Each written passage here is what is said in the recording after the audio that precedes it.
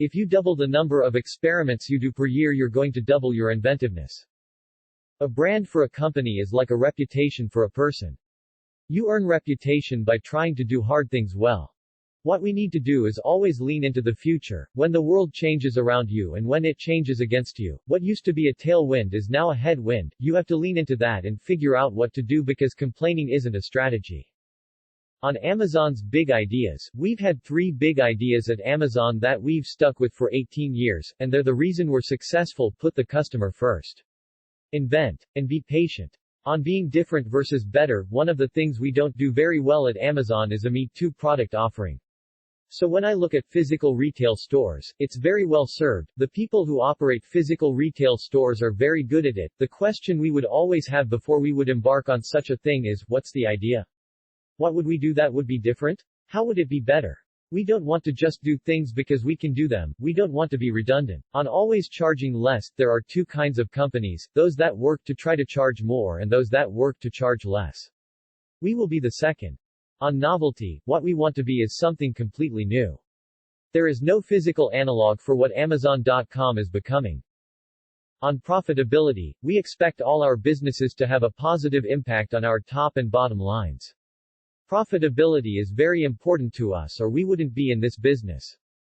On customer focus, if there's one reason we have done better than of our peers in the internet space over the last 6 years, it is because we have focused like a laser on customer experience, and that really does matter, I think, in any business. It certainly matters online, where word of mouth is so very, very powerful. On baking for the future, friends congratulate me after a quarterly earnings announcement and say, "Good job, great quarter." And I'll say, "Thank you, but that quarter was baked 3 years ago. I'm working on a quarter that'll happen in 2021 right now." On the end of Amazon, Amazon is not too big to fail. If we start to focus on ourselves, instead of focusing on our customers, that will be the beginning of the end. We have to try and delay that day for as long as possible. On patience, in some cases, things are inevitable. The hard part is that you don't know how long it might take, but you know it will happen if you're patient enough.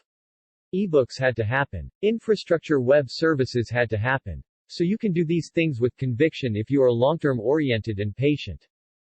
On humble origins, it's hard to remember for you guys, but for me it's like yesterday. I was driving the packages to the post office myself, and hoping one day we could afford a forklift. On staying humble, I like treating things as if they're small. You know, Amazon, even though it is a large company, I want it to have the heart and spirit of a small one. Jeff Bezos on growth. Focus on cost improvement makes it possible for us to afford lower prices, which drives growth.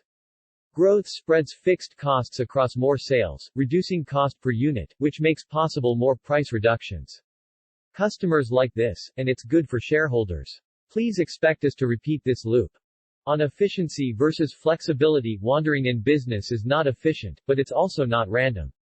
It's guided, and powered by a deep conviction that the prize for customers is big enough that it's worth being a little messy and tangential to find our way there.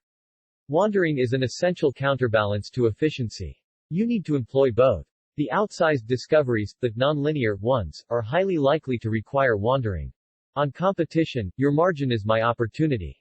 On value creation versus advertising, the balance of power is shifting toward consumers and away from companies.